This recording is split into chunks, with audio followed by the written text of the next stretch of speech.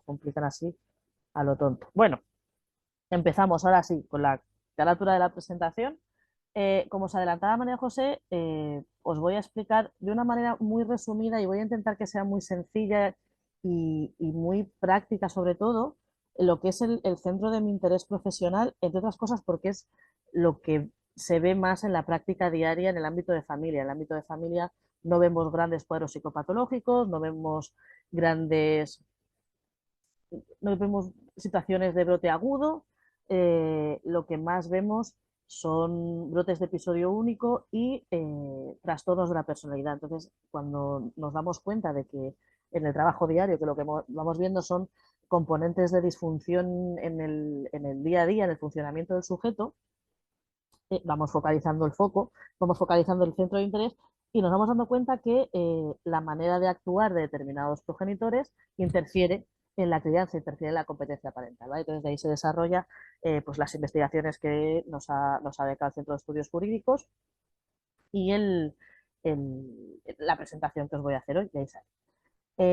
La he dividido en bloques para que sea un poquito más práctica. Hay un primer bloque en el que eh, voy a explicaros muy someramente qué es la capacidad parental, cómo la definimos, en qué consiste y por contraposición hablaremos de lo que es la incompetencia parental. En un segundo bloque nos centraremos en los trastornos mentales, eh, nos centraremos en el modelo de DSM-5, TR, en los cambios muy poquitos que hay en el nuevo DSM-5, en los modelos de trastornos de la personalidad y en cómo afectan. Luego intentaremos agrupar las interferencias por trastorno por una parte y por franjas de edad por otra parte. Y luego, cuando ya tengamos los tres grandes bloques claros, intentaremos centrar todo esto en la evaluación forense, en qué es lo importante cuando evaluamos las interferencias en la competencia parental y tenemos que informar al juzgado de qué cosas pasan con estos progenitores y qué cosas pasan a estos niños con estos papás y con estas mamás. Empezamos con el primer bloque.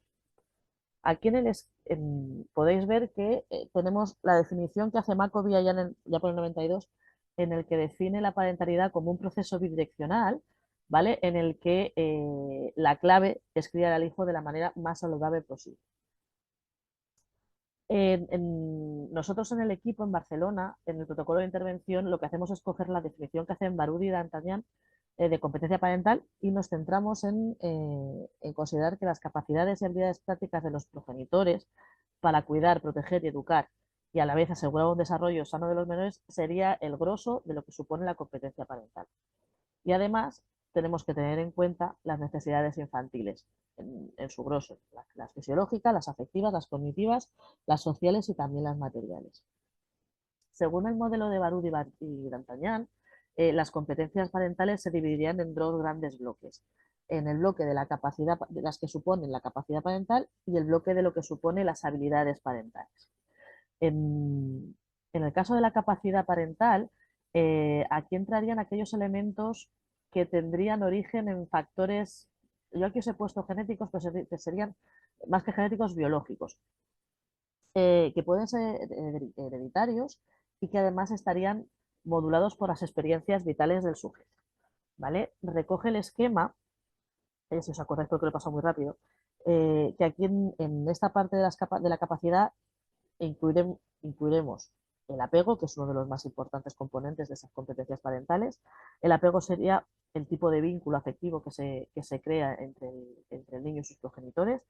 Tendríamos la empatía, que como todos sabemos ya es la capacidad de ponerse en el lugar del otro, ¿vale? Que en este caso englobaría la capacidad de los progenitores de entender e identificar las necesidades de ese niño o niño adolescente en concreto. Entrarían también los estilos educativos, que vienen a ser los modelos de crianza, que en este caso, cogiendo el modelo de Nardone, que a mí me gusta mucho porque lo define de una manera como muy clara, tendríamos un estilo permisivo indulgente, ¿vale? Consistiría en un modelo en el que no se limita conductualmente a los menores, es un poco así como laissez-faire, que se les educa una baja tolerancia a la frustración, no hay una jerarquía parental clara, el tratamiento con los niños, niñas y adolescentes sería como bastante horizontal.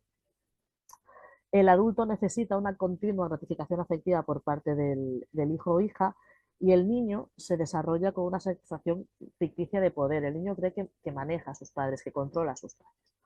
¿Vale? Tenemos también un estilo permisivo negligente, que se caracterizaría por una total ausencia de afecto. Los espacios de comunicación serían totalmente deficitarios. Hay una permisividad exagerada, muy elevada. No hay jerarquía.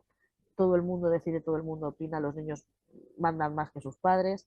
Y entonces se crea una dinámica relacional totalmente negligente. No hay orden. Es un caos las dinámicas relacionales de este estilo de crianza.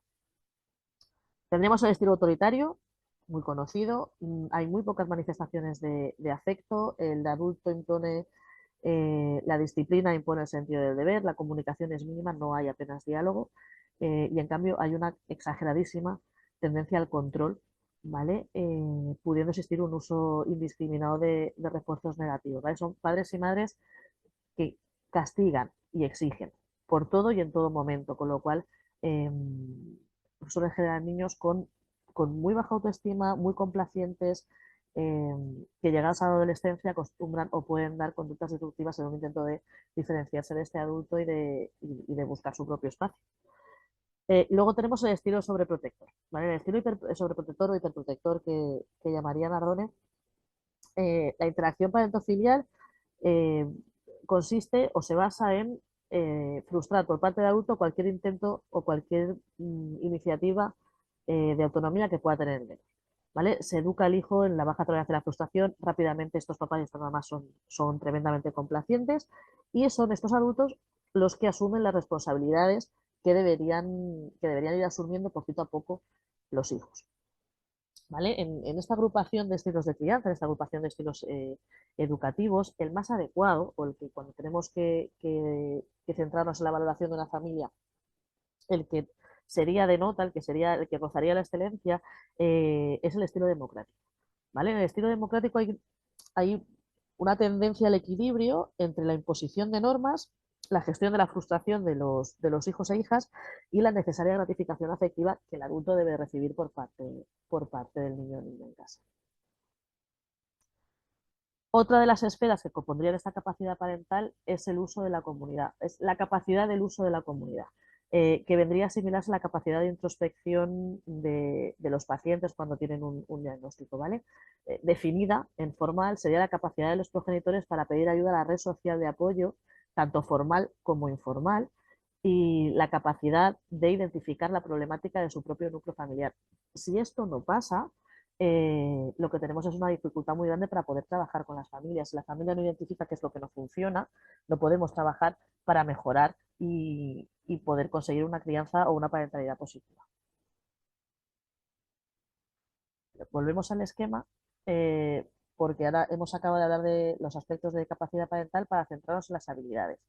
Las habilidades serían aquel grupo de elementos que, que se aprenden, ¿vale? Que otorgan al progenitor la capacidad necesaria, la capacidad plástica necesaria para ir adecuándose a las necesidades de los niños en función de las fases del desarrollo, pero son aspectos que se pueden aprender, con los que podemos trabajar desde normalmente los servicios de atención a las familias son los aspectos en los que inciden, porque son más susceptibles al cambio que no, que no los elementos que conforman la capacidad parental. En este caso tendríamos la función nutricia, eh, que tiene que ver con la capacidad de los adultos para proporcionar los aportes necesarios para asegurar el crecimiento y la vida de los hijos.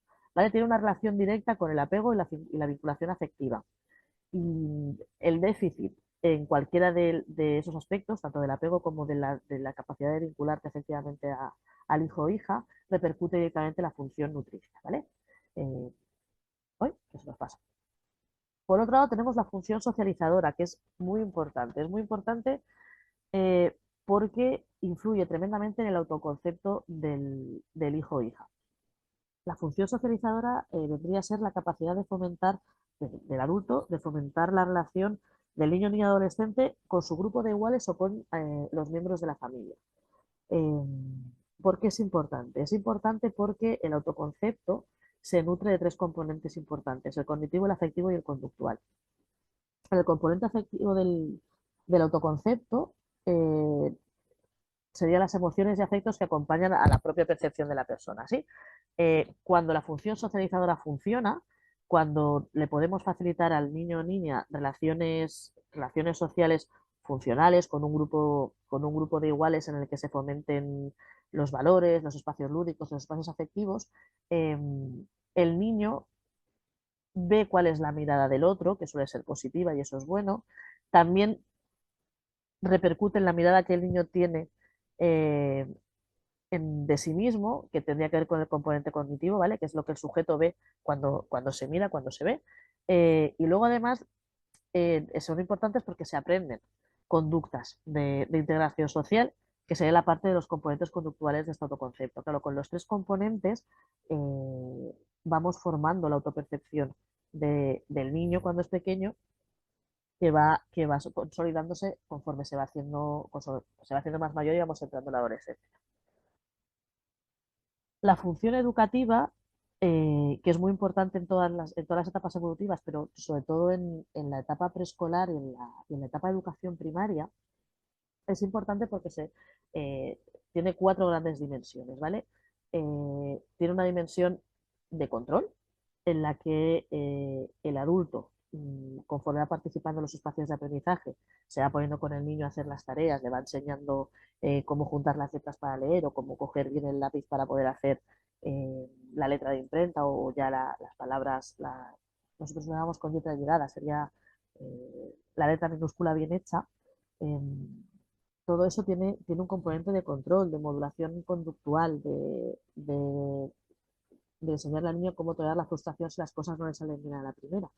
¿Vale? Entonces, toda esa modulación conductual y emocional es necesaria para que los niños, niñas y adolescentes, en este caso los niños y niñas más pequeños, adquieran una capacidad de autorregulación que es necesaria, vayan incorporando un locus de control externo y vayan trabajando poquito a poco la tolerancia a la frustración. Tiene un aspecto que envuelve al del control, que es el de la comunicación. En ese tiempo de aprendizaje compartido, de esa función educativa, tiene mucho de escucha mutua y de empatía. El padre y la madre escuchan al niño y el niño escucha al papá y se van dando espacios de relación que se convierten en espacios de reciprocidad y nos permite poder conocer al hijo o hija que tenemos delante y fomentar los espacios y la creación de la empatía que es necesaria.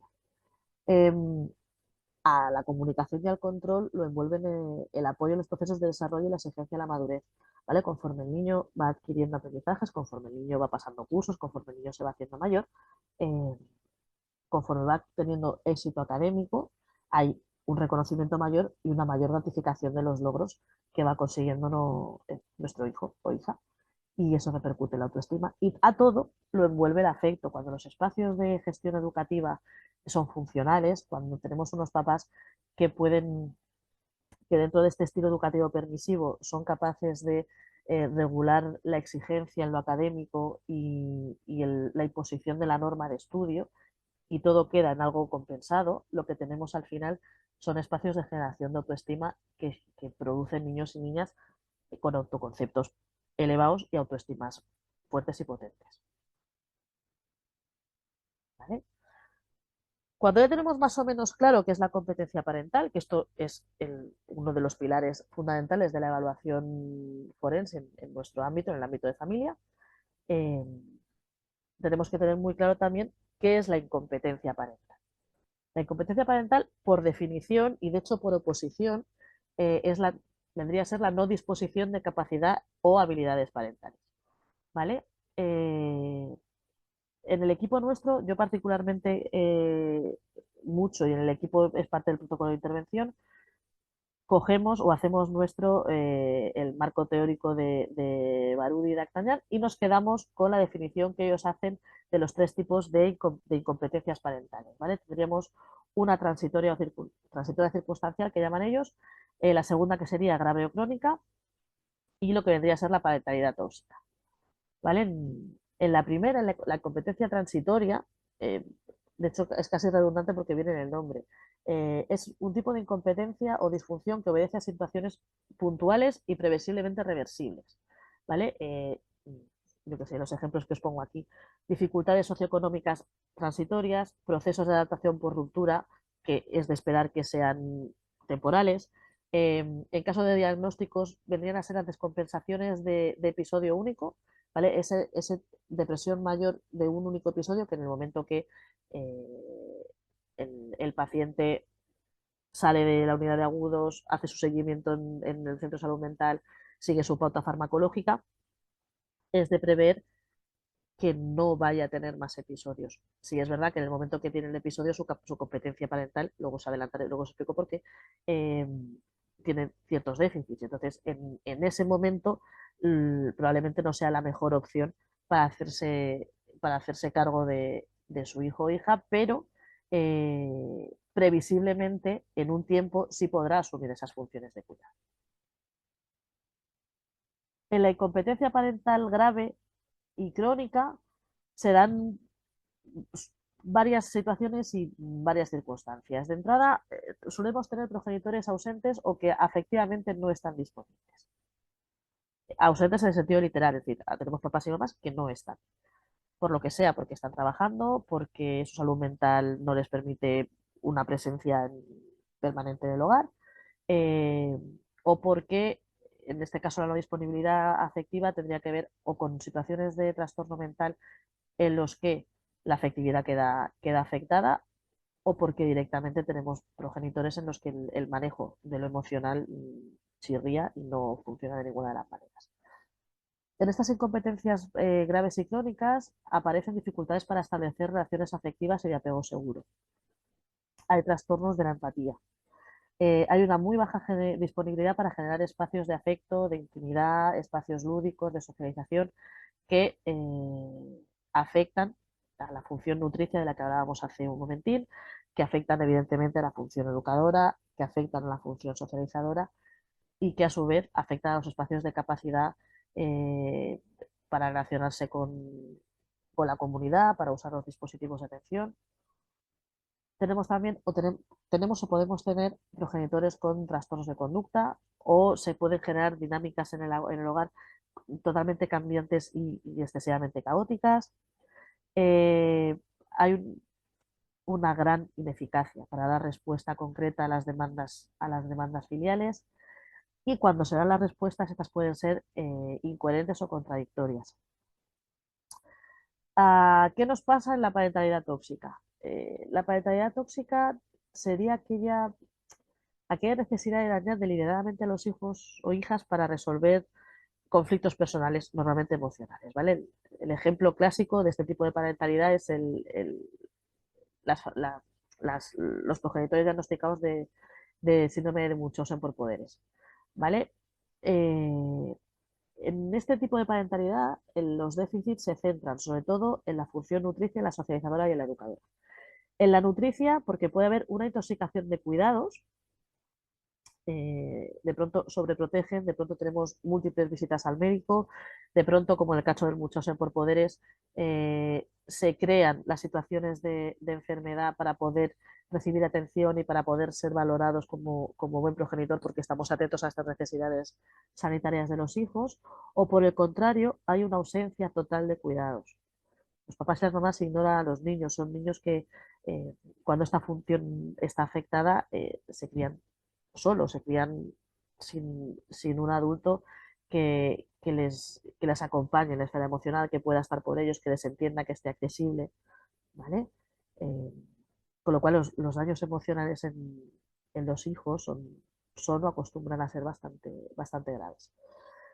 En la función socializadora lo que nos suele pasar en esta parentalidad tóxica es que o hay una ausencia total de contacto con el exterior, es decir, los tenemos herméticos en casa, lo que viene de fuera es malo, por lo tanto, solo nos podemos relacionar con los miembros de la familia nuclear. Se generan unas dinámicas simbióticas tremendas y, por tanto, hay unas dificultades enormes en la diferenciación del niño con el adulto, con la figura de referencia. ¿Qué nos pasa en estas familias? Nos pasa que conforme ese niño o niña va adquiriendo o quiere adquirir autonomía, y va intentando diferenciarse de este progenitor, normalmente el progenitor eso no lo permite, con lo cual, conforme el niño se va haciendo más grande y va reclamando más este espacio de autonomía, eh, se pueden dar o se pueden generar situaciones de violencia en la que el niño, si de una manera más o menos funcional ha ido pidiendo diferenciarse, pidiendo ser más él, cuando llega la adolescencia y esto el adulto no lo ha permitido, tenemos espacios de violencia filioparental eh, cuyo fin no es dañar al progenitor, sino que le deje tranquilo y que le deje ser un adulto o un joven independiente y diferenciado del cuidador.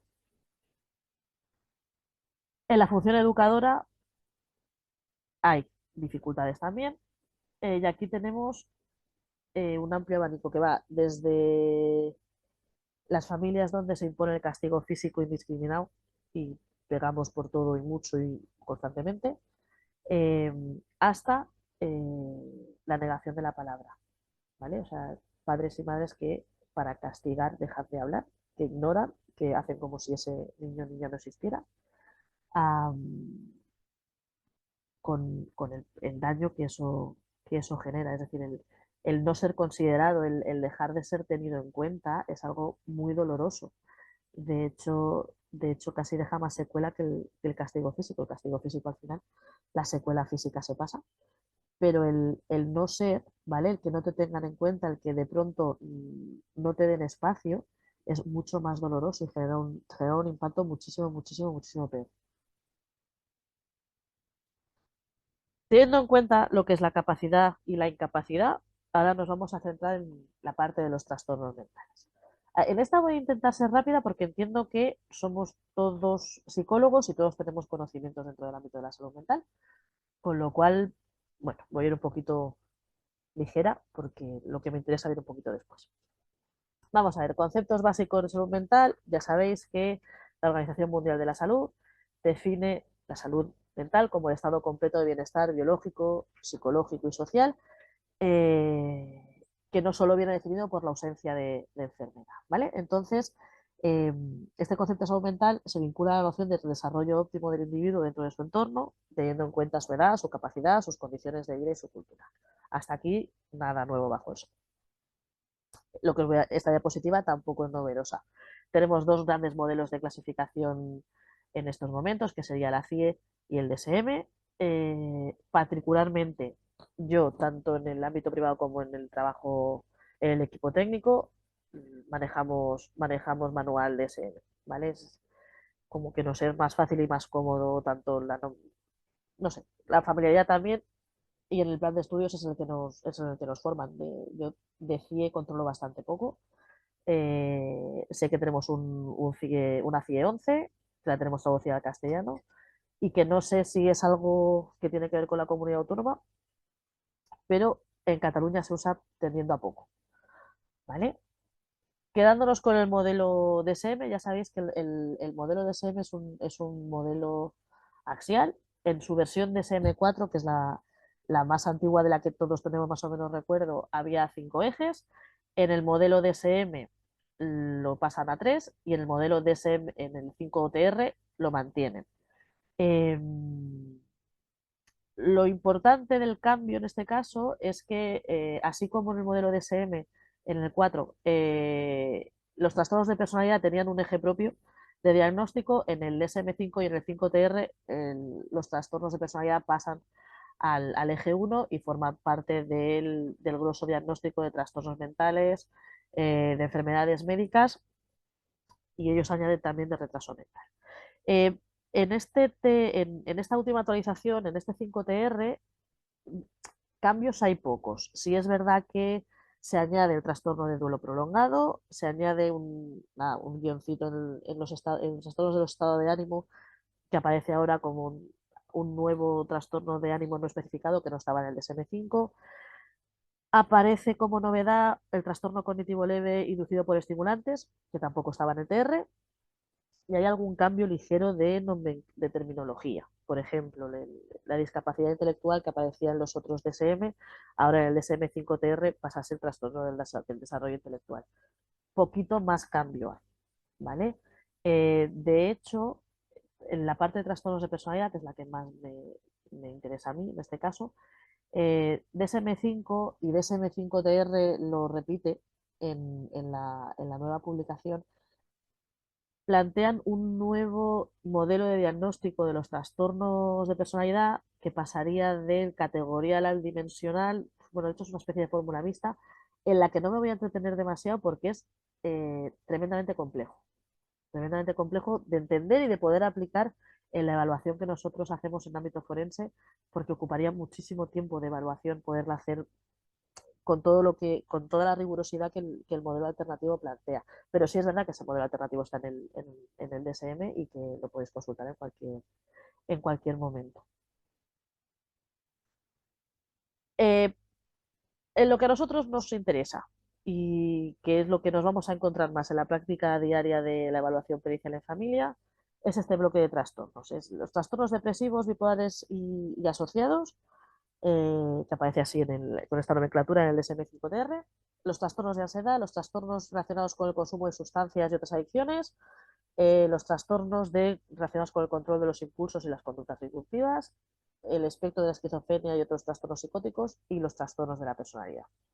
De todos estos, lo que más os vais a encontrar en la práctica diaria son los trastornos de personalidad.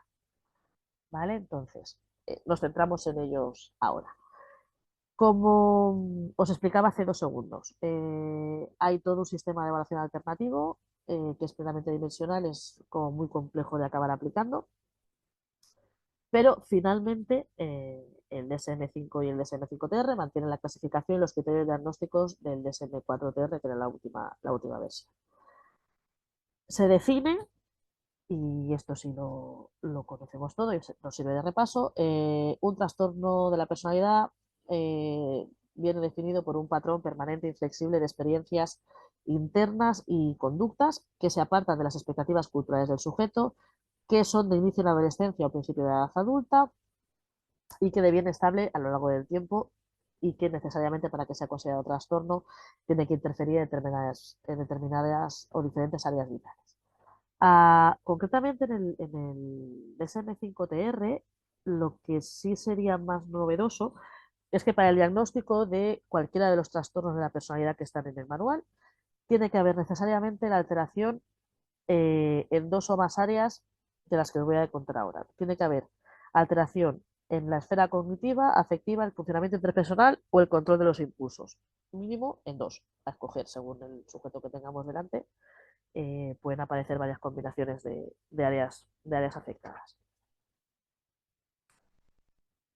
Esto de aquí también nos vale como repaso histórica. Tradicionalmente, los trastornos de personalidad los hemos dividido en 3 clústeres, A, B y C, y teníamos 2 que no tenían grupo, que eran el pasivo-agresivo y el depresivo.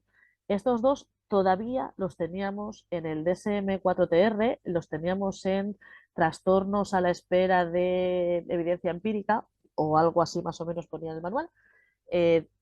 En la versión DSM-5 y DSM-5-TR ya no están. O sea, si buscáis estas etiquetas diagnósticas ya no existen.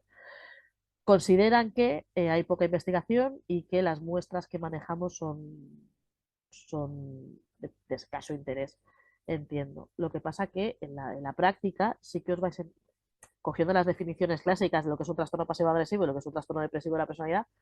eh, el trastorno depresivo os va a sonar más a un trastorno distímico, ¿vale? A estas depresiones eh, que están ahí, que son crónicas, pero que no llegan a ser depresión grave, pero que están ahí, este sujeto con bajo tono emocional que no acaba de remontar, ¿no? Muy pesimista, que ve la vida como muy negra, como que le cuesta las relaciones sociales, como que todo le cuesta mucho, como que le pesa la vida. Estos usuarios tenemos progenitores que son así. Lo que pasa que ahora, pues no, o lo describimos o poco más se puede hacer porque ya no tiene categoría diagnóstica. Con los perfiles pasivo-agresivos nos pasa igual. Nos vamos a encontrar padres y madres que tengan un funcionamiento pasivo-agresivo como se entiende en la bibliografía tradicional, en la nosología psiquiátrica y psicológica, pero ya no se les puede poner etiqueta clínica. ¿Vale? A modo de repaso, clúster B, son los raros, son los excéntricos. Tradicionalmente tenemos el trastorno paranoide, el esquizoide y el esquizotípico. ¿Qué vamos a ver normalmente en el contexto de la evaluación? Vamos a ver que el contexto paranoide, el trastorno paranoide, perdón, se nos muestra desconfiado de una manera excesiva y totalmente injustificada. Es un posicionamiento suspicaz. Son hipersensibles a la crítica, a la mirada del otro. Hay una restricción afectiva muy potente, ¿vale? Si está muy descompensado, pueden aparecer ideas deliroides o delirantes, pero eso lo tenemos que tener en momentos de crisis o en momentos de brote más agudo. El trastorno esquizoide es el rarito, ¿vale? Es aquel progenitor, aquella persona que, que no tiene interés por relacionarse. Así como veremos un poco más tarde que el trastorno evitativo quiere, pero le da pánico el rechazo y entonces no se relaciona, el esquizoide es que le da igual.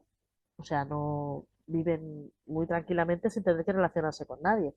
Hay una dificultad enorme para las relaciones sociales, pero no desde la vergüenza o desde la incapacidad, sino desde el desinterés. Lo que define este trastorno es el desinterés. Eh, no hay interés en nada que tenga que ver con el otro. Las relaciones sociales, los afectos, no hay. Pero es que además les importa bastante poco lo que los demás puedan pensar de los que ellos hagan, piensan o sientan. O sea, la indiferencia hacia la evaluación de los terceros es enorme. Y normalmente, alguno habrá que no, pero les caracteriza la falta de sentimientos cálidos. Son como progenitores, son progenitores muy fríos, pero es que no les sale hacerlo de otra manera, no, su funcionamiento interpersonal es que es ausente, entonces no les sale hacerlo, de entrada no les sale hacerlo afectuoso y cálido. Eh, con pautas y trabajo, pues al final acaban por lo menos imitando algo parecido a un afecto cálido, pero no, de entrada no les da. Y el trastorno esquizotípico, de estos vais a ver muy poquitos, muy poquitos, muy poquitos, porque de hecho la tasa de prevalencia es muy baja. Eh, nos llegan, son los usuarios excéntricos, ¿vale? Piensan extraño, tienen creencias raras, pueden venir vestidos de una manera así como muy estrafalaria. Ahí las creencias, la conducta, el pensamiento son extraños. No llegan a reunir trastornos para la esquizofrenia, nos queda lejos del trastorno esquizofreniforme, pero los tenemos en esta línea, están aquí. A veces pueden tener un discurso eh, como muy esotérico, centrado en energías, ¿sí? Nos hacemos, son este tipo de progenitores. Eh, de forma parecida al esquizoide, suelen tener bastante problemas con las relaciones sociales. Eh, les cuesta tener relaciones sociales, pero eh, la promoción de sentimientos y de afecto y de esta función nutricia funciona muchísimo, bueno, muchísimo, no, tampoco es para tirar cohetes, pero funciona ciertamente mejor que en el trastorno esquizoide. El clúster B, este es el grosso de nuestro trabajo. Estos son los papás y las mamás que vais a ver con muchísima más frecuencia que el resto en vuestro trabajo pericial. Eh, por número, volumen, tasa de prevalencia y aparatosidad en los cuadros que presentan, tenemos el trastorno límite, muy seguido de cerca por el trastorno histriónico, el narcisista y en el ámbito de familia el trastorno antisocial es el que menos va a aparecer. ¿Vale? Son nuestros sujetos inmaduros, son nuestros sujetos inestables, ¿vale? En el caso del trastorno límite ya sabéis que la inestabilidad es en todas las áreas, no tenemos nada que funcione más o menos bien. Eh, es inestable el estado de ánimo, la identidad la tenemos difusa, la autoimagen es un desastre, la conducta interpersonal está llena de subidas, bajadas. Intentan ser afectuosos, pero lo mismo se exceden, que lo mismo no llegan, son hipersensibles a la crítica eh, y a veces pueden ser muy suspicaces, con lo cual cualquier respuesta no deseada por parte del hijo o hija puede ser interpretada de cualquier manera, con lo que tenemos respuestas eh, bastante imprevisibles. O sea, lo que nos pasa con el trastorno límite de personalidad es que el, cuando está en fases inestables, no cuando lo tenemos ahí más calmado, es que el niño, o sea, el hijo que tengan a cargo no puede prever la respuesta de este adulto, ¿vale? O sea, lo mismo, yo qué sé, ejemplo tonto. Lo mismo esta mañana me voy rápido al instituto y he dejado la leche encima del el mármol de la cocina. Eh, pues según llegue al instituto, hoy mi madre o mi padre diagnostica trastorno límite, a lo mejor me echa una ligera bronca, me dice, hay que ver que tienes que dejar la cocina recogida cuando te vayas al cole, al instituto, pero a lo mejor hago lo mismo mañana y monta un Cristo enorme y llegamos a la agresión física o a encerrar a alguien en la habitación y le quitamos la consola. Este hijo no sabe, no puede anticipar, no puede prever, con lo cual vive en un estado de indefensión aprendida permanente. Y sufre mucho porque eh, cuando el progenitor está estable, los pacientes más limítrofes tienden a ser afectuosos y necesitan el afecto porque el miedo, el miedo al abandono que está ahí eh, les empuja transmitir afecto y a procurar que ese hijo o hija no marche. Pero claro, cuando están descompensados, las respuestas que pueden dar pues generan más mal que bien. Trastorno histriónico, ya sabéis, que se caracteriza por estas expresiones emocionales totalmente intensas, súper dramáticas, la habilidad emocional 100%, ahora mismo ríen, al de 2 segundos lo tenemos enfadado, o lloran, o no sabemos, ¿no? La conducta es como muy reactiva. Hay una necesidad enorme de ser el centro de atención, con lo cual las conductas existentes son o pueden llegar a ser muy manipuladoras. El trastorno narcisista y sus fantasías de grandiosidad, esta capacidad de mantener conductas explotadoras de los demás. El trastorno narcisista, en los progenitores que valoréis en los que aparece este trastorno narcisista o rasgos narcisistas muy marcados, veréis que tienden poco a la conciliación, necesitan ganar, es el progenitor eh, que no va a salir del juicio, ¿vale? Y no lo hace realmente, aunque lo vendan desde yo quiero a mi hijo, quiero pasar tiempo, eh, no lo hacen meramente por ganar, no es... El hijo o hija acaba siendo una extensión de sí mismo y lo que pretende es ganar al otro, sin más, no hay otro interés debajo del proceso judicial que suela iniciar. Os decía, en familia hay poco trastorno antisocial, pero cuando hay, suelen protagonizar situaciones de violencia, aparecerán mucho las evaluaciones que vengan de los juzgados de Vido. Conducta antisocial continua y crónica, persistencia en la vida adulta, son agresivos, locus de control externo, todo lo que tenga que ver con la norma ya sabéis que no va con ellos. Y luego tenemos a nuestro clúster C, que son los temerosos, eh, están llenos de ansiedad. Son ansiedades gigantescas personificadas. Lo que más vais a ver de estos tres es el trastorno obsesivo compulsivo de la personalidad, ¿vale? Sujetos tendentes a la rigidez, al perfeccionismo, manejan bien la norma pero no manejan bien los afectos, les cuesta decidirse por las cosas, ¿no? Van atrasando las decisiones porque siempre están buscando ser o tener la mejor decisión en el mejor momento, en la mejor ocasión. Eh, Se centran mucho, suelen centrarse en espacios de aprendizaje. Los espacios lúdicos no los acaban de entender porque es como una especie de pérdida de tiempo para ellos, pobres, porque tienen una excesiva dedicación al trabajo. Tienden a ser moralistas, perciben el mundo en blanco y negro, o está, son, son, son los progenitores que se van a ceñir a lo moral, a los refranes, al que madruga Dios te ayuda, lo que bien está bien acaba, ¿vale? Cuando les paséis un milón, por ejemplo, son los que van a responder verdadero a estos ítems sin intentar dar buena imagen. O sea, estos van a responder porque realmente están convencidos de que eso es así. Luego tenemos el trastorno evitativo. Yo no he visto muchos, si recuerdo ahora 2 o 3 a lo largo de toda mi trayectoria.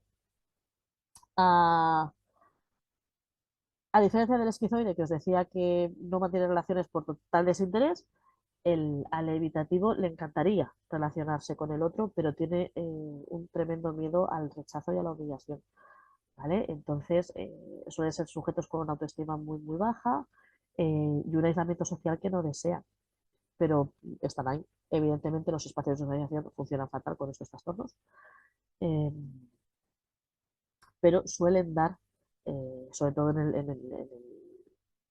a los miembros del núcleo de convivencia, suelen dar espacios afectivos bastante funcionales. Y luego tenemos al trastorno dependiente. Aquí vais a ver muchos más. Normalmente la tasa de prevalencia alta la tenemos en mujeres, la tenemos en mamás. A patrones dependientes que tienden a delegar las decisiones y las responsabilidades en el otro, también las relaciones sociales, hay una falta grande de confianza en uno mismo, suelen emparejarse eh, con personalidades más narcisistas, que en eso son más potentes, o personalidades más histriónicas, que expresan mucho más y tienden a ser el centro de atención, quedando en un segundo plano, ¿vale? Les cuesta. Si la figura de dependencia es el adulto, bueno, acabamos teniendo relaciones de pareja muy disfuncionales. Si el progenitor acaba dependiendo del hijo o hija, lo que tenemos son relaciones simbióticas y muy fusionales que acaban dando problemas en la adolescencia. Os he ido introduciendo las tasas de prevalencia durante todo este rato. Lo que más vais a ver en familia es el trastorno límite. El trastorno antisocial está, pero nuestra muestra de familia es mucho más bajita. Trastornos paranoides sí que están normalmente no diagnosticados, pero sí es verdad que suele venir mucho progenitor con unos rasgos paranoides bastante potentes. Y del resto, poquito. No hay mucho más. Sí es verdad que, eh, ahora veréis, la población de la edad es la población nuestra, de manejo nuestra del equipo técnico. Eh, Tenía que haberos puesto las tres. Así como en población normal, la tasa de prevalencia de los trastornos de personalidad es bajita, es bajita. En la muestra clínica ya sube un poquito más, con estos trastornos que están marcados en colorines. Eh, en las muestras forenses familia, eh, lo que destaca terriblemente es el trastorno límite de personalidad. Es lo que más vais a ver mm, por tasa de prevalencia y por características. Trastorno histriónico, el porcentaje oscila entre una horquilla de 4 y 20, por lo menos en nuestra muestra. Y el paranoide está ahí entre 0, 5 y 8, pero vais a ver o tenderéis a ver más pacientes con rasgos, más usuarios con rasgos paranoides que con rasgos dependientes, por ejemplo. Llegamos a la interferencia. He hecho el repaso así rápido, rápido, rápido de lo que tenemos, ¿vale? De qué hay y qué aparece con más frecuencia. Os voy a intentar explicar así como rápido pero didáctico, en qué pueden interferir los trastornos en el desarrollo. Vamos a empezar primero por lo que serían las franjas de edad. Para poder entender en qué afectan, es importante recordar qué tarea evolutiva corresponde a cada etapa. Entonces, sabemos que entre los 0 y los 8 meses es cuando se desarrolla el estilo de apego, que entre los 9 meses y los 2 años, pues el niño, o sea, el bebé, empieza con lo que es la exploración del entorno, empieza la conducta exploratoria, empieza el desarrollo de la capacidad simbólica, empezamos la socialización muy poquito a poco, bien porque empecemos a hacer actividades en las que hay más nenes, bien porque ya los apuntamos cuando cumple el año a la guardería, ya van empezando con sus relaciones sociales en un modo muy, muy, muy primario. No, recordar que todavía no hay palabras, todo como muy conductual. Conforme van pasando los meses, tienen una mayor comprensión de las consecuencias de su conducta, ¿vale? Si estamos en un estilo de crianza democrático en el que sí que hay una imposición de normas y de límites acordes con la edad y el periodo evolutivo del niño, eh, sobre esta edad empezamos a regañarnos. Si el niño hace algo que no está bien, empezamos a indicarles que eso no es correcto. Conforme va pasando el tiempo, van pasando los meses, el bebé cada vez es más consciente de que en función de las cosas que hace puede tener un premio o un castigo, puede tener una recompensa o le puede retirar el beneficio. Y empiezan a incorporarse los primeros hábitos. Todo lo que tiene que ver con los hábitos de higiene, empezamos con los cepillos de dientes, las rutinas para ir a dormir, todo esto se va generando en esta franja. En la etapa de los 3 a los 5, que sería esta etapa de educación infantil que ya empezamos a ir al cole, tenemos una consolidación de todos los aprendizajes previos, se potencia la conducta exploratoria y la socialización, empieza poquito a poco el inicio de la autorregulación y empiezan a identificar las emociones propias y las de los demás y empiezan las conductas, el aprendizaje de las conductas socialmente apropiadas, ¿vale? Empezamos ahora es I3, empezamos poquito a poco con las relaciones sociales, eh, o sea, ahora se trabaja mucho la emoción con los niños para que puedan entender, pues, mi compañero está enfadado ahora, yo estoy triste, ella está contenta, todo esto se va trabajando poquito a poquito y conforme vamos pasando, pues, y 3, y 4, y 5 se va consolidando todo el aprendizaje que tiene que ver más con lo social. Entre 6 y los 12, toda la etapa de educación primaria. Tenemos el desarrollo cognitivo del niño o niña, eh, se consolida, se va trabajando el desarrollo emocional. Conforme van pasando los años, eh, el, hay una menor necesidad de dependencia del adulto, ¿no? Vamos trabajando ese proceso de individualización y cada vez de mayor autonomía, a la par que va aumentando la socialización con, con, los iguales y va aumentando la importancia del grupo, de la opinión del grupo y de la relación con el grupo. Si todo esto va funcionando, se van desarrollando la autoestima y los sentimientos de competencia que tienen que ver con el autoconcepto. Y además, al final de esta etapa de primaria, empiezan estos primeros cambios hormonales púberes con los que el preadolescente tiene que empezar a lidiar, ¿vale? Que pobrecitos míos, pues hasta que se hacen un poco a la idea de las cosas que empiezan a salirles, pues también pasa un tiempo. Entre los 12 y los 13, entre los 12 y los 15, perdón, esa primera etapa de la educación secundaria. Empezamos en el instituto, pasamos de ser los mayores del cole a los chiquitillos del centro educativo. Empieza, si todo va como debe, empieza a haber una aceptación del cuerpo y del posible uso afectivo que puede tener el cuerpo de cada cual. Ya empezaba al final de la anterior etapa, empieza a consolidarse la importancia del grupo de iguales. Se va logrando cada vez una mayor independencia de padres y el resto de adultos que nos rodean.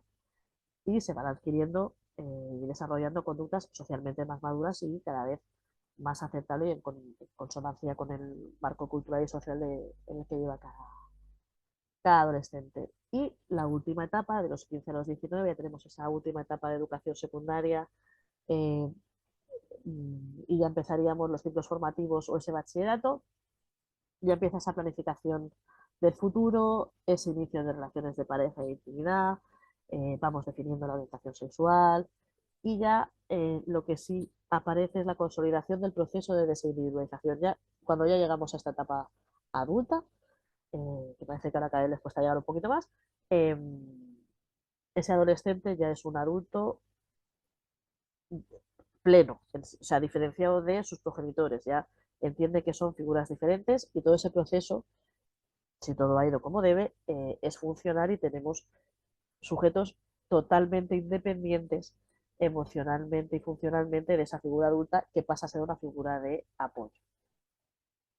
Claro, ¿qué pasa cuando papá o mamá tiene una afectación o un diagnóstico de salud mental? A, de los 0 a los 8, que era cuando construíamos los apegos, eh, pueden aparecer problemas bien porque estos progenitores no sepan interpretar adecuadamente las señales del bebé, pues el peque llore y no sabemos por qué llora, no sabemos la respuesta, no sabemos o no podemos cubrir determinadas necesidades, por ejemplo la lactancia, se pueden presentar dificultades para establecer las primeras rutinas, pueden aparecer dificultades para estimular al bebé, podemos generar un desarrollo cognitivo tardío.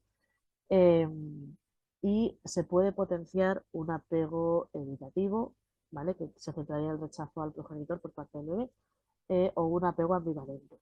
¿Vale? Cuando hay un diagnóstico de trastorno mental grave, sobre todo de la parte de los aspectos psicóticos, lo que suele desarrollar el bebé es un apego desorganizado, ¿vale? Pero el apego desorganizado viene por la propia desorganización psíquica del adulto.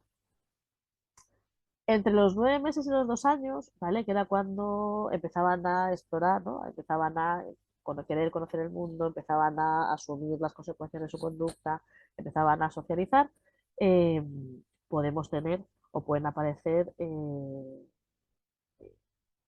progenitores que inhiban esta exploración porque les cuesta entender que el niño necesite las cosas que vienen de fuera, ¿vale? Se puede dar o puede tender a la sobreprotección o lo contrario, pueden mostrarse excesivamente condescendientes de manera que lo que hacen es acabar o sea, las conductas acaban siendo negligentes, ¿vale? Porque no son capaces, a veces no ven el riesgo de las conductas que pueda tener el niño o se potencia la exploración de forma inadecuada o desajustada a la que pueda tener.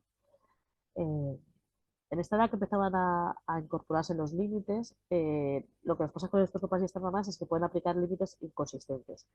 Pueden modelar conductas inadecuadas, puede haber dificultades que ya se mantenían de la otra etapa para identificar problemas en el desarrollo infantil. Y se pueden dar largas ausencias, ¿vale? Que los ingresos cuando tenemos recibidas, que el niño o niña ya empiezan a percibir, ya de pronto se dan cuenta que papá o mamá ya hace tiempo que no está, o mamá, papá no está y todavía no tienen edad suficiente para entender qué es lo que pasa. ¿Vale? Entre los 3 y los 5, cuando ya empezamos esta etapa inicial de escolarización, claro, si inhibimos la exploración en la etapa anterior, aquí que ya se potencia, que se consolida, son niños que pueden sentirse inseguros en la exploración del entorno, que pueden presentar dificultades de adaptación en el centro escolar, eh, que pueden tener pérdidas de experiencia compartidas con iguales porque de pronto tendemos a la sobreprotección y no le dejamos o no se da autorización para las salidas de clase, por ejemplo, ¿no? Es la excursión a la granja, pues estos niños no van y se pierden cosas que normalmente compartirían con el resto del grupo de iguales. Y se empieza a observar falta de competencias personales y sociales. En, cuando ya pasamos a la etapa primaria, aquí ya sí, aquí tenemos un grosso de dificultades que empiezan a verse. Ahí pueden presentar trastornos internalizantes y externalizantes, puede aparecer una baja autoestima y un puro autoconcepto, pueden experimentar rabia y hostilidad hacia el progenitor enfermo, ¿vale? Entender que tu padre y tu madre es diferente al resto de los papás y mamás de tus compañeros y tus amigos, genera, genera mucho enfado en estos niños, ¿vale? Luego cada uno lo manifiesta como puede o como sabe, pero sí, por lo general les suele generar muchísimo malestar. Depende del modelo de crianza y depende del trastorno que tengan diagnosticado los padres, pueden entender la violencia y la suspicacia como algo normal en las relaciones. Pero también pueden tener dificultades para aceptar el afecto externo. Y empiezan ya, sobre todo en las etapas, cuando los niños son conforme ya se aproximan a los 12, empiezan a entender el estigma asociado al trastorno mental. También es verdad que no todo es un desastre y en esta etapa empiezan a desarrollar la capacidad, o sea, empiezan a desarrollar su resiliencia. O sea, no todos los niños que crecen en un entorno donde hay problemas con la salud mental eh, se patologizan. Los hay que son resilientes y pueden hacer una evolución positiva normalmente cuando encuentran o cuando pueden consolidar un afecto, una vinculación afectiva segura, un apego seguro con otros adultos del entorno. Si eso lo consiguen, normalmente pueden salir airosos de esta crianza afectada por un trastorno mental. En los adolescentes empezamos a ver dificultades en el ámbito escolar. Eh, Bien porque empiezan a aparecer fracasos escolares apoteósicos, bien porque se produce una sobreadaptación brutal al entorno académico y de pronto eh, lo que nos encontramos son niños de matrícula de honor, súper bien valorados, que lo que encuentran, lo que suele pasar es que encuentran en el cole, en el instituto en este caso, eh, su centro seguro, que no tiene nada que ver con las vivencias de casa, y intentar aprovechar al máximo la seguridad que les ofrece el contexto. Aquí también, y esto lo vais a ver mucho cuando haya un trastorno mental en alguno de los progenitores dentro de la evaluación, eh, a partir de esta edad, a veces un poquito antes, empezamos a encontrarnos con niños y adolescentes que desempeñan un rol cuidador inadecuado, ¿vale? Aquí es cuando se empiezan a dar a, conductas de parentificación visibles y objetivables, ¿vale? Ya sabéis que Museto define la parentificación como el cambio de rol entre adulto y menor de edad, en el que el hijo o hija acaba siendo de cuidador. Anda, es la persona que anda pendiente del adulto cuando debiera ser así. ¿Vale? Son este tipo de hijos que andan pendientes de si mamá o papá se han tomado la medicación, de poder justificar por qué mamá o papá no se han levantado de la cama, validar o chequear estados de ánimo para ver si tenemos que pedir ayuda o tenemos que pedir ayuda, con lo cual acaban asumiendo, desde luego, un rol totalmente desajustado que lo que suele generar es muchísima sobrecarga. Cuando esto aparece en parejas en conflicto que vienen no necesitan una evaluación forense, eh, normalmente si el adolescente se ha quedado hasta que se resuelvan las medidas con el progenitor enfermo, lo que suele aparecer es un rechazo filial bastante intenso al progenitor que se ha ido, ¿vale? Y el rechazo se origina eh, no en interferencias por parte del progenitor custodio, sino en el enfado, en la rabia de este niño que ha sido dejado al cargo de un adulto que no puede hacerse cargo de sí mismo. eh, y sin embargo tienes otra figura adulta que se cargaba antes que de pronto se ha marchado y te ha dejado ahí con todo el jaleo.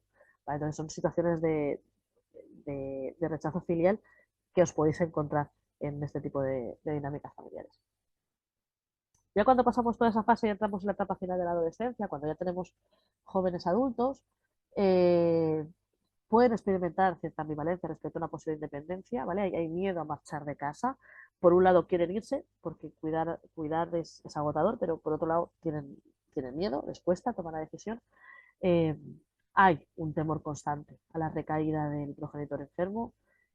Pueden presentar dificultades de vinculación y confianza interpersonal. Lo veréis en las evaluaciones. Hay mucho miedo a desarrollar el trastorno mental del que esté diagnosticado el progenitor. Tienen miedo, se autochequean mucho y de pronto empiezan a ver, comparan. Es que yo a veces también reacciono mal como reacciona mi madre, o a veces tengo unos días muy tristes como puede tener el papá. Claro, y si a mí me pasa lo mismo, y si yo cuando tenga hijos también voy a poner así. Eh, claro, es un miedo, no se puede decir que no sea irreal porque está, o sea, el foco del miedo está y vive con ellos constantemente, pero es un miedo irracional que hay que trabajar con ellos porque genera muchísimo sufrimiento. ¿Vale? Son adultos, son jóvenes adultos que sufren mucho. Y cuando se dan, si es que se tienen que dar, empiezan aquí a aparecer los primeros síntomas de trastorno mental. Por etapas evolutivas, las afectaciones vienen a ser más o menos estas. En función del diagnóstico, a ver, eh, los trastornos del estado de ánimo, depresión, trastorno bipolar, trastorno esquizoafectivo que quedaría aquí entre medio de las trastornos del estado de ánimo, trastornos psicóticos. A ver, eh, la depresión. En el momento que el progenitor presenta este estado anímico bajo, esta baja autoestima, esta anedonia, lo tenemos alexitímico, están bajos de energía, hay un tono vital así como muy, el tono basal es bajito, bajito, bajito. Pueden aparecer trastornos de alimentación, trastornos del sueño. Lo que vemos es que la competencia parental está afectada en prácticamente todas las áreas. ¿Vale? Cuando estamos en el momento agudo de diagnóstico de depresión mayor, el progenitor no puede dar cobertura a las necesidades ni emocionales ni básicas del hijo o hija, básicamente porque no puede, no se puede levantar de la cama. No hay motivación, no hay ganas, no hay fuerzas. ¿Vale? Entonces dejan de ser progenitores accesibles en lo afectivo, dejan de ser progenitores afectivos presentes en lo cotidiano. Am, es de suponer, sobre todo si son cuadros depresivos mayores de episodio único, que eso suponga una interferencia parental transitoria, ¿vale? Tenemos al progenitor afectado en ese momento de crisis depresiva, pero en cuanto eso pase, lo estabilizamos. Si el progenitor funcionaba antes, que es una de las cosas que hay que constatar durante la evaluación, si el progenitor tenía una competencia parental suficiente, es de esperar que después del brote, cuando esté compensado, la competencia parental vuelva a ser la que era, ¿vale? Pero sí es verdad que en el momento del brote, la fase aguda, si es el momento en el que vosotros tenéis que evaluar, os vais a dar cuenta de que la competencia parental está afectada en todas las esferas. ¿Qué nos pasa con el trastorno bipolar? El trastorno bipolar, además de tener todo lo que tiene la depresión, el trastorno depresivo, tenemos esos momentos de manía o hipomanía en los que el progenitor está aquí arriba. Entonces, claro, eh, los sentimientos de grandiosidad, de omnipotencia, la desinhibición, la incontinencia verbal, la actividad motora, de pronto me voy 3 días porque he descubierto la solución a los problemas de la paz mundial, eh, dejan de ser funcionales también, ¿vale? O sea, bien por exceso, bien por defecto, en ese momento su competencia parental está afectada en todas las esferas, no están, no entienden, no empatizan, no identifican. Eh, Cuando tú estás on fire, no, o sea, es que no puedes entender que el niño en ese momento esté llorando porque tenga hambre, porque tú en ese momento no tienes hambre, con lo cual la empatía y la atención de necesidades básicas brilla por su ausencia. El problema que tenemos con la bipolaridad es que suele generar cuadros más crónicos que los trastornos depresivos, con lo cual cuando estemos en la evaluación y aparezca un diagnóstico de trastorno bipolar, hay que valorar mucho la capacidad de introspección, qué entiende el sujeto que le sucede, qué vinculación tiene con los recursos, qué círculo familiar lo sostiene, ¿vale? Si hay alguien que puede identificar los pródromos, si quiere identificar los pródromos, eh, porque suelen dar muchas más dificultades a lo largo de la trayectoria vital del niño o niño adolescente que no los cuadros depresivos, ¿vale? Los trastornos psicóticos. Ah, bien cuando estamos en pleno brote, ¿vale? Cuando se identifican los síntomas positivos, cuando estamos con alucinaciones, delirios sobre el pensamiento, bien cuando los positivos desaparecen y quedan los síntomas negativos, la baja motivación, el aislamiento social, la indiferencia emocional, ah, con síntomas cognitivos y aunque los síntomas afectivos que os marco aquí no sean muy marcados, cuando estamos en fase aguda del trastorno, la incompetencia parental es generalizada, afecta a todas las áreas, ¿vale? Afecta a la socialización, afecta a la capacidad empática, afecta a la capacidad de generar apego seguro, afecta a la capacidad nutricia, el niño queda envuelto en esa crisis psicótica eh, que genera mucho malestar al usuario, pero que el niño normalmente no entiende.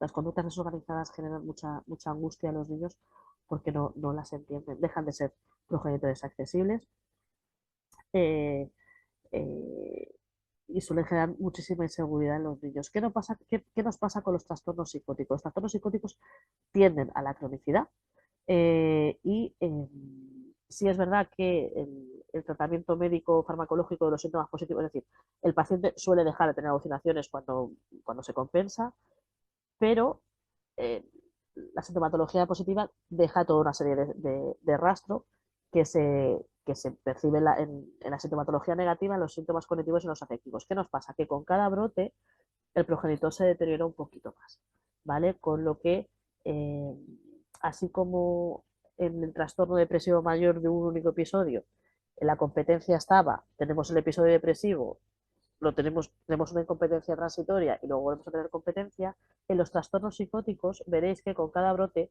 la competencia va a haber más, ¿vale? O sea, el paciente psicótico crónico no recupera la competencia o no suele recuperar la competencia parental inicial, sino que cada vez va dejando un poquito en el camino. Ah, trastornos por consumo de alcohol y otras sustancias. os van a llegar muchas periciales con este motivo como centro de evaluación, como eje de evaluación. Eh, este grupo de trastornos suele interferir porque se generan conductas negligentes, peligrosas, que pueden llegar a ser antisociales. Y además, depende de cómo, depende del nivel de intoxicación, pueden llegar a presentar o a generar alteraciones en la capacidad cognitiva y volitiva. Eh, Conducciones temerarias, conducciones bajo los efectos del alcohol, agresiones, discusiones en presencia del menor o agresiones hacia los niños, todo eso acaba generando un contexto de afectación psicológica al niño y de incompetencia parental. ¿Vale? En el momento que podemos generar situaciones de riesgo físico y vital al hijo o hija, la incompetencia parental está afectada. De la misma manera, toda la parte de trastornos que tienen que ver con el control de los impulsos. Pueden aparecer conductas violentas y negligentes. Se puede generar un estilo educativo totalmente inapropiado, con moderado deficiente, situaciones de abuso tanto físico como psicológico, como en algún caso sexual. Evidentemente, toda la parte de capacidad está afectada. La empatía, el apego seguro que no se ha generado, la capacidad para buscar ayuda y soporte o la capacidad para ver lo que no funciona, todo eso, toda esa parte que es más biológica no funciona y la parte de habilidades está totalmente afectada. En caso de los trastornos de personalidad, por sus propias características, ¿vale? Las que os avanzaba hace un ratito, en el trastorno límite tenemos afectados los espacios de intimidad. Los espacios de intimidad,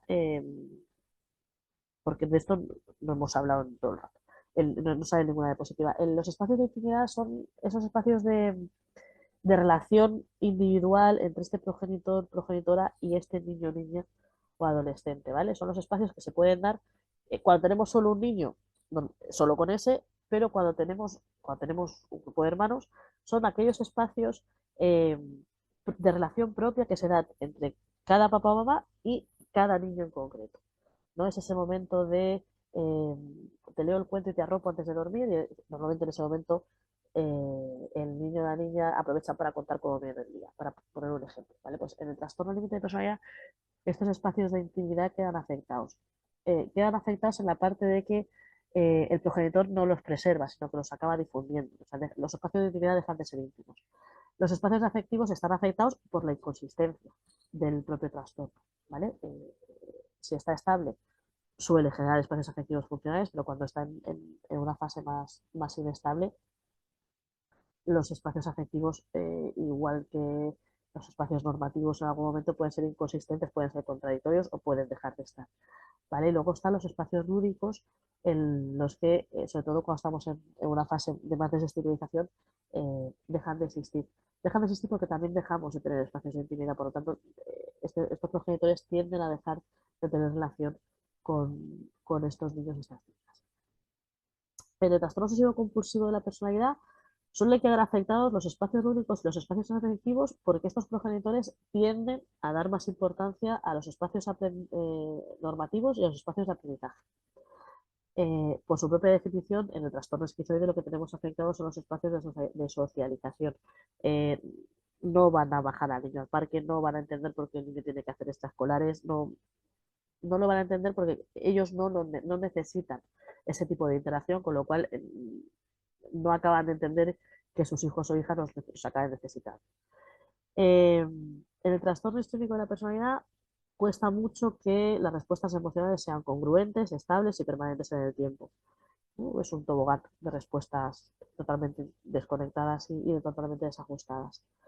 En el dependiente, lo que queda afectado, os adelantaba hace un rato, son los procesos de individualización.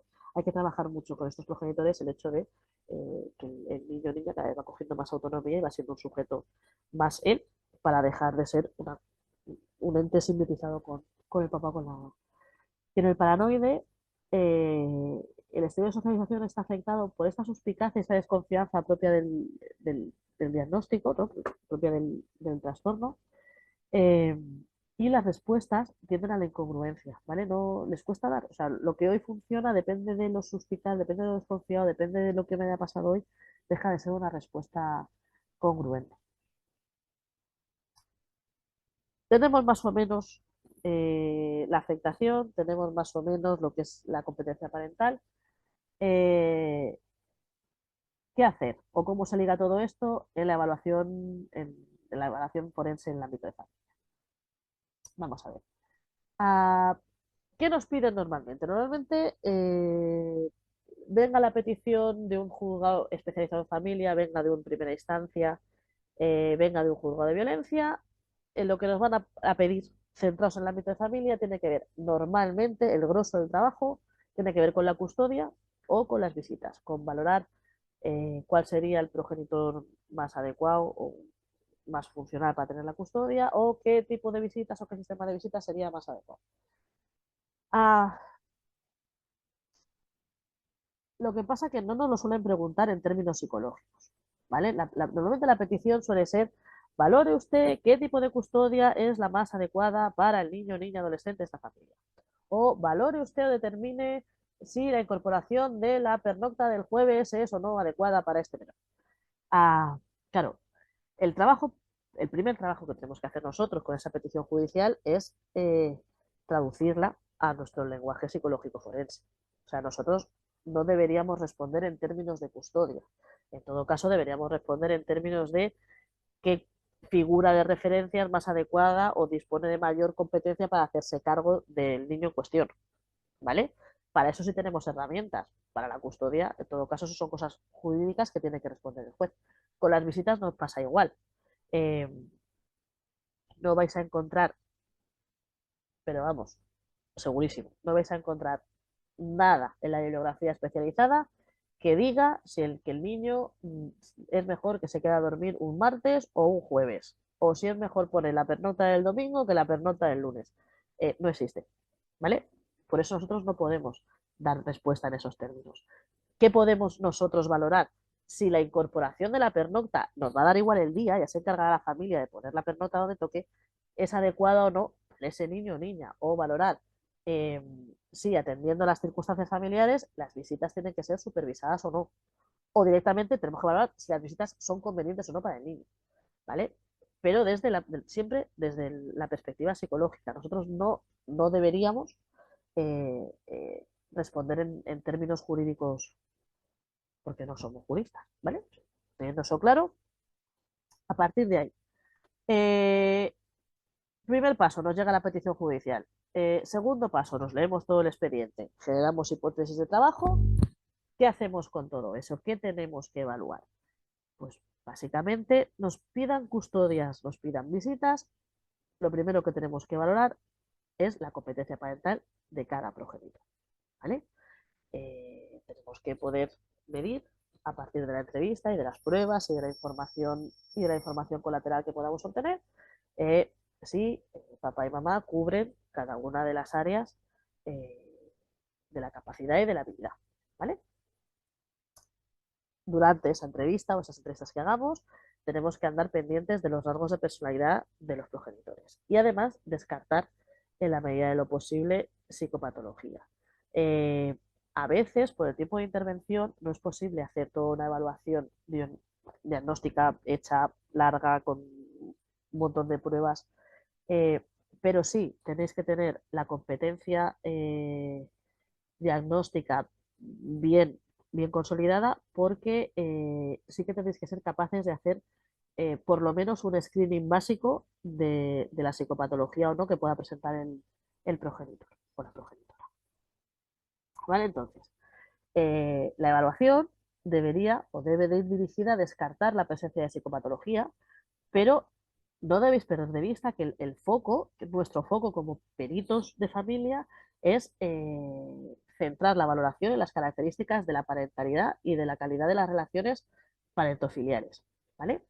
En caso de valorar que hay presencia de indicadores de disfunción, lo que tenemos que valorar es la incidencia de cada eje disfuncional en esa competencia parental. ¿Vale? No, en familia no hay no importa tanto el diagnóstico clínico, que también, ¿vale? Es importante saber qué tiene la persona, pero lo que nos interesa es saber cómo repercute ese diagnóstico en el bienestar del niño, niña o adolescente. Es decir, tenemos un progenitor con un diagnóstico de ansiedad.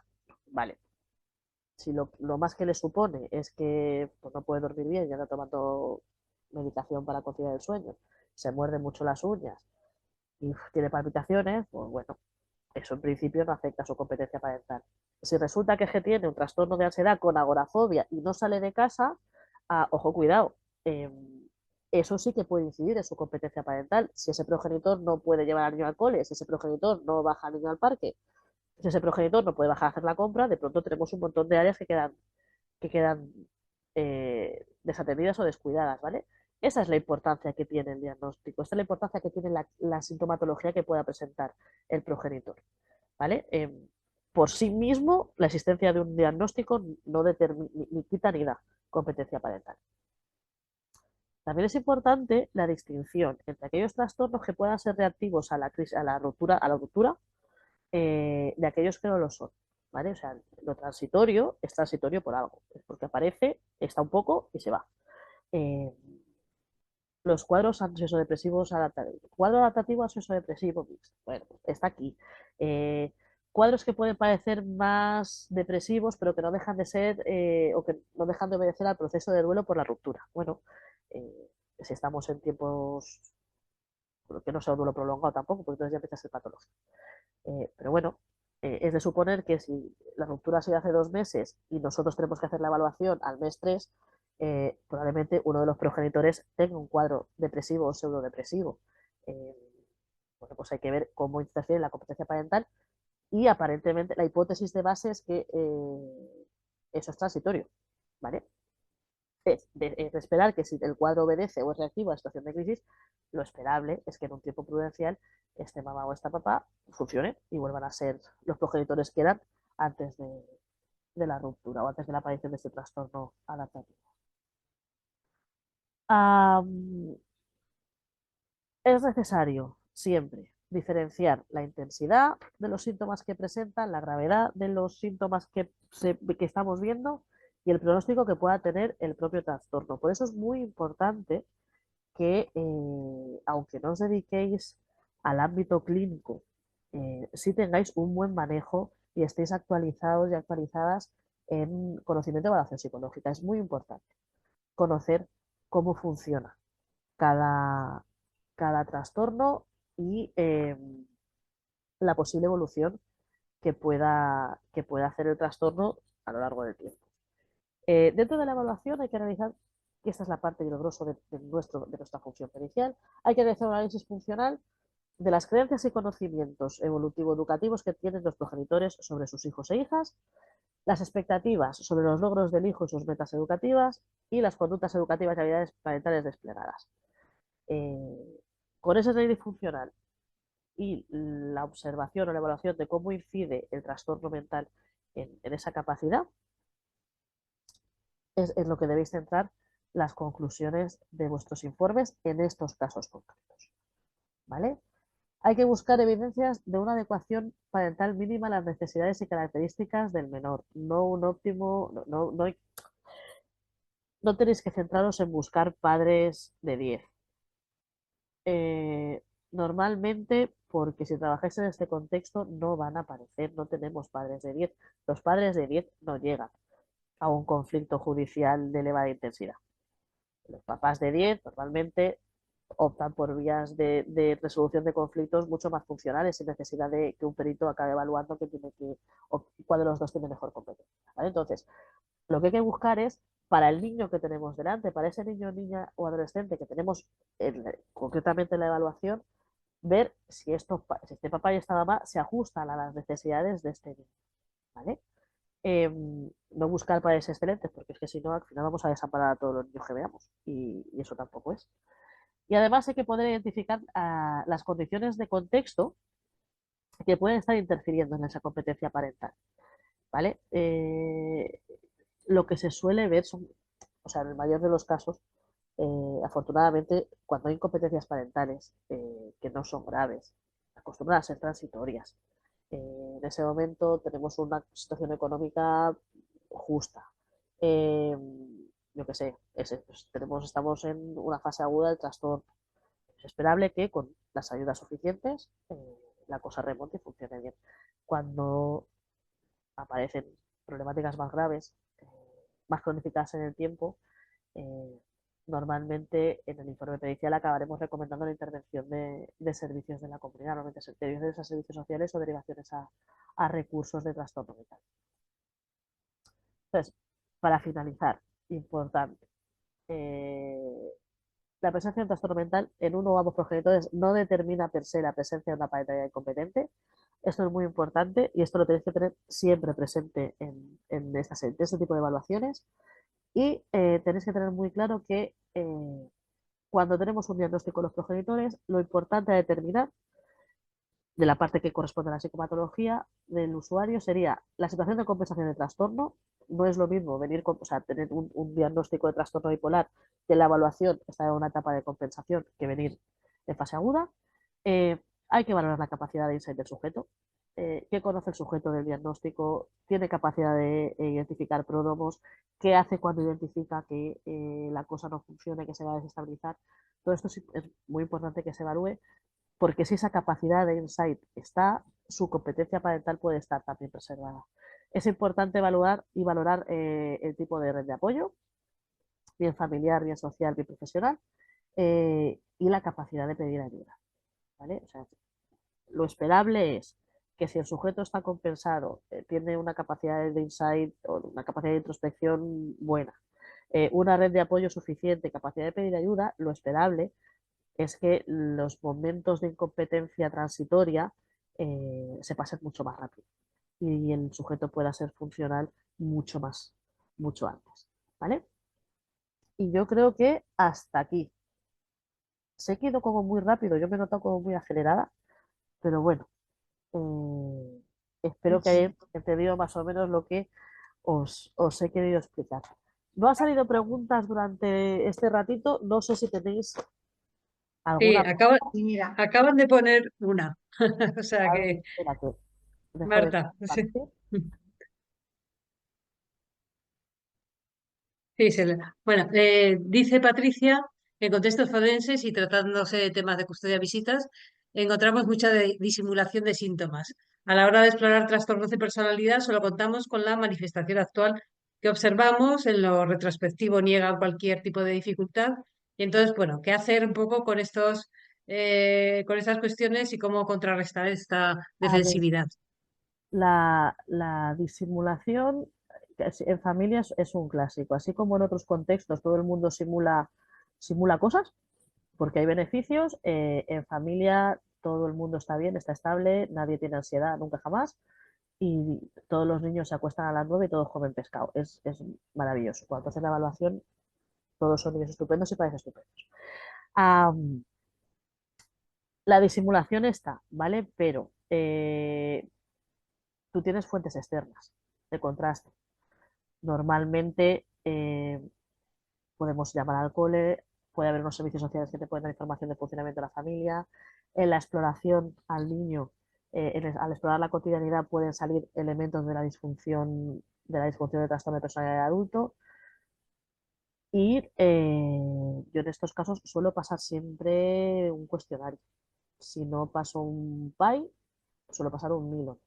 Preferentemente el Milon, porque el PAI, los trastornos de personalidad, bueno, de hecho o sea, el PAI mide aunque ponga que es una evaluación que vale para los trastornos de personalidad, al final las escalas son de lo que sería el antiguo G1, ¿vale? Entonces, si el paciente tiene ansiedad, o sea, si el progenitor tiene ansiedad o rasgos psicóticos o estrés postraumático, en el PAI sí va a pitar, pero los trastornos de personalidad en el PAI no pitan. Eh, suelen, pasa que hay que manejar bien la prueba y conocer bien el funcionamiento del test. En el MINO, en el MCMI4, suele dar mejores resultados en ese aspecto. Bien es cierto que la escala de seguridad social suele subir hasta los infinitos eh, y a veces la escala de sinceridad es muy bajita. Pero conociendo los sesgos del resultado de la prueba, con el test puedes tener mucha información. ¿Vale? A lo mejor no la suficiente para contrastar que hay un trastorno como tal, pero sí para confirmar que hay determinados rasgos de la personalidad del progenitor que son disfuncionales y que a lo mejor los debe revisar eh, un un servicio de atención psicológica psiquiátrica especializado, pero que en este caso afectan en su capacidad parental en esta área, en esta área, en esta otra. ¿Vale? Al hilo de lo que dice Raquel, ahora que has dicho, ¿no? Lo mandamos a un servicio especializado. A mí me ha pasado muchas veces de mandarlo a un servicio especializado y no tienen nunca nada. Porque dices tú, es que, vamos, canta la parrala, ¿no? Como se Claro. suele decir A así nosotros, un poco así vulgarmente, pero nosotros nos ha luego no pasado, aparece nada. nosotros nos ha pasado que depende de la urgencia, o sea, si al final la derivación es a centro de salud mental de adultos, va a tardar más, pero al final el resultado llega. Pero si nos corre mucha prisa, mucha prisa, mucha prisa, a veces hacemos la derivación al Instituto de Medicina Legal. A ver, hasta hace poco, porque ahora ya vamos a formar parte del IML, hasta hace poco en Cataluña el equipo de familia dependía de un Trabajando. sitio, teníamos un equipo penal y un equipo de justicia juvenil. Entonces, el Instituto de Medicina Legal no hacía nada de familia, su función tenía que ver más con cosas penales. Eh, pero sí que tenía un servicio de psiquiatría forense. Entonces, ha habido casos en los que necesitábamos que el psiquiatra del IML nos diagnosticara al progenitor y hemos hecho la derivación pertinente. Cuando son trastornos de la personalidad, hay, bueno, el paciente no orientado, vigil, ya, pero, o sea, si necesitas que te lo derive cuando ve unicornios rosas, ya no me hace falta la derivación, porque ya estoy viendo yo que tiene alucinaciones y que viene muy florido. Pero cuando les pides que afinen, te quedas igual. Pero bueno, Sí, al final, incluso cuando tú ves que hay sintomatología y derivas a tratamiento, pero luego en salud mental, pues sí, claro, sí. Si no quieren ofrecer esa imagen, la no. van a ocultar y no van a reconocer y por lo tanto no van a trabajar en aquellos elementos que se están señalando en el informe, ¿no? A veces también es complicado el poder atinar y afinar en ese sentido. A ver, mira, estoy viendo. En el manual de MCMI, a, a mí no me lo han cuestionado nunca en sala el uso del MCMI. Nunca. Eso para empezar. Para seguir, el baremo forense del PAI, si lo dices por eso, se refiere a población reclusa. Así que, ¿vale? Entonces, pero tú lo puedes defender, Nuria. Es decir, el baremo del PAI, el forense, es población reclusa. O sea que tampoco te valdría para familia. ¿Vale? El manual del Milo lo alerta, pero aquí está la experiencia, primero de conocer la teoría de personalidad de Milo y luego cómo funciona el test y luego cómo se pueden explicar los resultados. Es decir, um, no debe usarse en población normal, ya que los veremos son clínicos, pero tú muchos de los pacientes, de los evaluados que tienes son pacientes psiquiátricos o psicológicos, con lo cual ya podrías acogerte aparte de la muestra del baremo que tú tienes. Luego, además, el baremo lo que te está diciendo es con qué lo estás comparando. Entonces, eh, mi paciente mi usuario que puede pertenecer a la población normal, cuando yo busco el Milo, cuando yo paso el Milo y miro las puntuaciones, lo que estoy mirando es mi paciente en comparación con esa población que sí que es clínica, ¿cómo lo tengo? ¿Vale? Y entonces, desde ahí tú puedes defender el uso de la prueba, porque yo lo que quiero medir es esa disfunción de la personalidad. El PAI difícilmente te va a dar resultados en familia, no vienen agudos, no. Las escalas secundarias, bueno, dan información y te pueden valer para constatar hipótesis, pero es muy difícil. O sea, en familia nos pasa algo muy curioso y es que las escalas de ansiedad, ningún progenitor pita en ansiedad, es como si no tuvieran emoción, y tú los ves ansiosos, pero mienten en el test. La deshabilidad social pita en el PAI, pita en el Milon, pita en el Cuida, que además es el baremo de la deshabilidad social ya está hecho con población que ya sabemos que tiene puntuaciones elevadas en deshabilidad social, pero yo creo que ese cuestionamiento, ya te digo, a mí, pero no me lo han hecho ni con ese ni con ningún test. Me han podido preguntar por qué he pasado esa prueba y no otra. Y yo lo he argumentado y nunca, vamos, nunca más pasó nada. Dice aquí El último dice, mi experiencia cada progenitor es la fuente de información más extensa sobre los defectos o problemática del otro. Luego se trata de contrastarlo para ver dónde llega la presencia. También, también lo que pasa es que depende el manejo de la población nuestra del equipo técnico.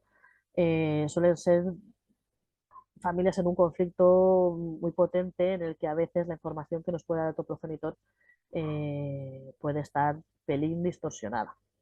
Pero sí es verdad, cuando tú buscas, tú exploras la historia de pareja y tú ya ves en la entrevista que hay alguna cosa que no, ves que hay algo ahí entonces van saliendo rasgos de personalidad que van descuadrando en la entrevista con el otro, sobre todo cuando la etapa de noviazgo, inicio de convivencia, cómo funcionaban, vas viendo que a lo mejor sin decirlo, sin saber ponerle nombre, te va dando indicadores de lo que tú has visto en tu entrevista, va por buen camino.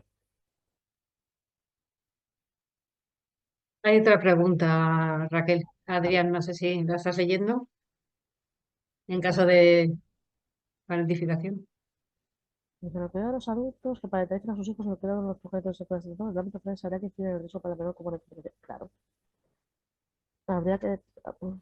¿Qué te digo? A ver, a la primera pregunta, ¿desde el ámbito forense hay que incidir en el riesgo para el menor como una incompetencia parental? Sí, porque es una incompetencia parental. ¿Vale? La parentificación entra dentro del grupo de lo que serían interferencias parentales y es una disfunción y genera una sobrecarga en el menor súper importante y a partir de ahí todos los riesgos que tú puedas ver en la evaluación concreta.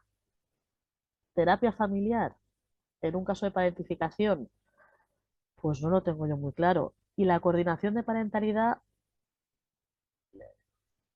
a ver, la coordinación de parentalidad, hasta donde yo sé que tampoco no es mi ámbito de trabajo ni de control, pero en principio la coordinación de parentalidad está pensada para relaciones parentales tremendamente conflictivas, ¿vale? No sé si está muy pensada para dinámicas familiares en las que tenemos un progenitor afectado con un trastorno mental y un hijo que acaba siendo cuidador, pero que van cumpliendo con lo pactado, con la custodia compartida, con el régimen de visitas que se pueda haber establecido.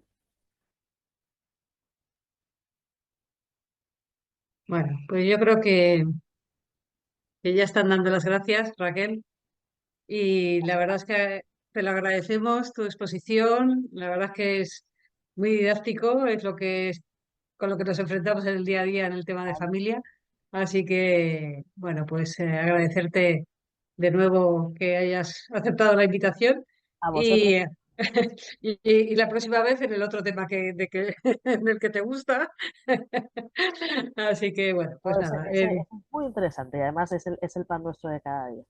Las sí. diferencias parentales y los rechazos filiales son un campo Y, de actuación y de mm, evaluación que no se nos va a acabar nunca. O sea, ahí vamos a tener trabajo para, sí, lo que pasa es que cada vez tendremos que cambiarlo de nombre, pero bueno, salvo ese pequeño problema, según vaya cambiando las leyes, así vamos vamos, haciendo. vamos cambiándole. Pero bueno, vi ahora que nosotros en Cataluña el protocolo de intervención se centra en la evaluación del gatekeeping y de momento vamos librando bastante bien. Ujú. Porque lo Bueno, mismo, pero ya estoy oyendo también alguna crítica, pero bueno, será bueno, para sí, la sí, siguiente. no, pero al final de, bueno, ¿habéis cambiado de nombre? Nombre no, pero también hay equipos facilitadores, y los hay inconsistentes, tienes más margen de evaluación. De, Entonces, bueno, ahí verdad, estoy vamos librando, toquemos madera, salvando. ¿no? Bueno, pues nada, te siguen agradeciendo, así que muchas gracias A y vosotros. bueno, buenas noches a todos los Que vaya muy bien. asistentes. Venga.